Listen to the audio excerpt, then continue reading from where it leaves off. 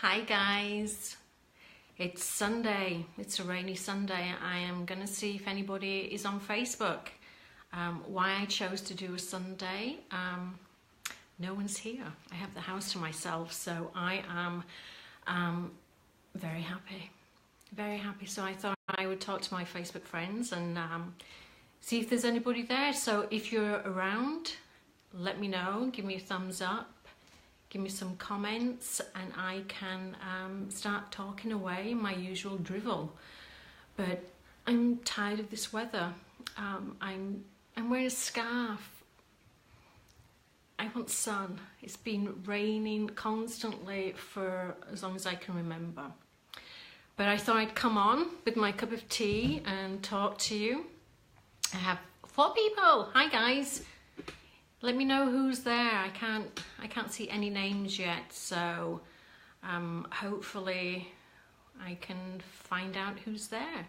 But I want to talk about this piece, my new piece, and it's my, well, for now it's my last piece because I don't have anything else to paint. I have a massive Eastlake bed frame coming in for a commission within the next few weeks, but other than that I haven't bought any new furniture, so I'm gonna, you know, clean or something, clean or take a nap, whichever one.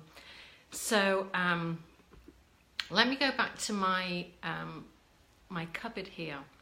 Now normally I look on Craigslist, estate sales.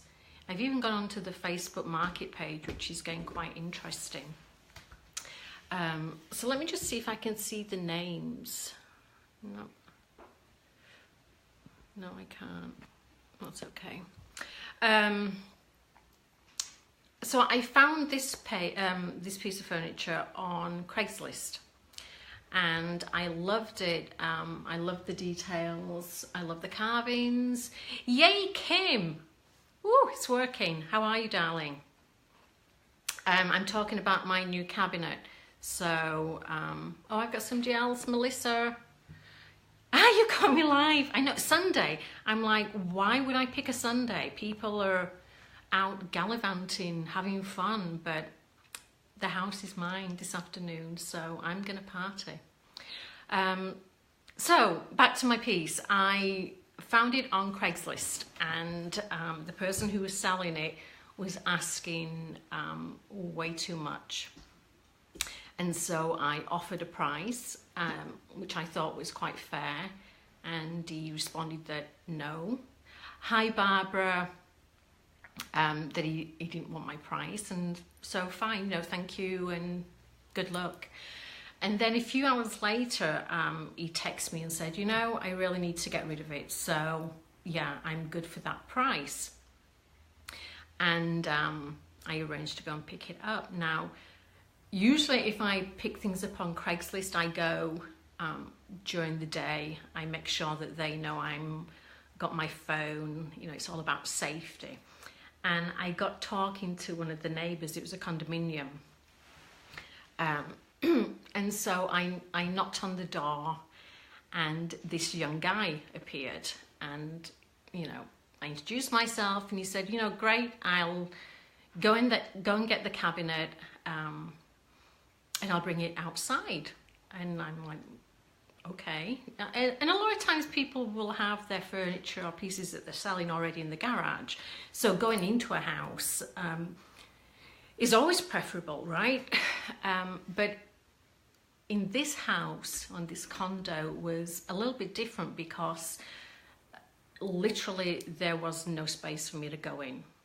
I mean, it was jam-packed, like hoarder jam-packed, and I didn't want to go in. But it was so overwhelming. Now, you know, and I've seen hoarders on TV, and I've never got the kind of like sense, the real overwhelmment that these people must have to live with every day. But honestly, the poor guy had to climb over. He left the door open, but he had to climb over a lot of things before he could pull the cabinet like over and outside. You know, the guy had an ATM machine.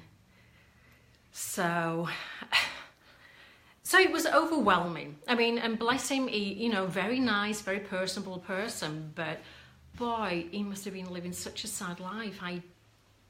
It really made me sad, and so I took it home and again, just feeling totally overwhelmed by what I saw, because I don't know what his compulsion would be, but boy, his quality of life was really impacted. It was sad. So, trying not to get too deep into this, but when I brought the cabinet home, I, you know, quickly cleaned it and put it aside. And usually when I do furniture, I take a picture, you know, and it kind of gives other people an idea of what my vision would have been for the piece and what I can do with it. But with this one, I didn't, because I really, I didn't want to remember where it came from, as awful as that sounds. And so I just wanted to quickly paint over that memory and kind of bring this piece back to life, because it obviously had been neglected because it was in a corner, buried. So for whatever reason, I decided that I needed to paint the piece before I did the image transfer, which is something that I don't typically do. I always do the image first and then figure out the paint palette, the color palette after that. But this one, I knew I wanted to, you know, have the French feel. I wanted it to be really rustic, lots of texture, and I wanted to make my own paint, which I've been doing for the last few times, and I really like it. So I wanted to really focus on that. And as I was painting, this piece has probably got about 4 different colours, you know, 4 different layers. And so as it started to take on a whole new different feel to it, I started to look at the guy's situation a little bit differently, fortunately. And I really, you know, it was sad. But, you know, I kept going back to the fact that twice, I mean, he texted me twice, and when we were loading this, he thanked me and said, you know, thank you for taking it, because I really needed to get, you know, unload this. And in the text, the more, you know, when I done the kind of like transaction, he'd said, you know, no, I really need to let go of this, so I'm okay with the price. So I'm tending to focus more on that, feeling that it must have been such a monumental thing for him to do, to let go of one piece of furniture. You know, and it's a big piece, but I think for, you know, people who tend to hoard, everything has value to it, and everything is serving a purpose in their life. And to think that somebody has actually got to the stage in their life where they want to let go, and they're forcing themselves to let go, is really empowering. So that kind of changed my feeling about this, about, you know, new beginnings, fresh starts, and how, gosh, you can change your life, you really can. So with that, I started to look at paintings that I wanted to use, and I, you know, in the back of my mind, it was always, you know, new start, refresh, you know, new beginnings, and it's spring, but I didn't want anything, you know, floral or girly, and so I started looking around for oil paintings, and I found a French painter called, what's his name? Jean-Baptiste Camille Corot. And one day I'm going to pick a really easy name. But these two pictures, he actually focus on nymphs. And nymphs really represent the divine spirit. They represent, you know, new beginnings, fresh starts. And so I thought it'd be perfect that, you know, this is a unit where anything is possible. So that's why I picked these two beautiful images. Now I'm going to try and get close and see if you can see them. My lighting is terrible, but the piece has definitely got lots and lots of texture, and I can pull up if you need to get closer looks. Let's see.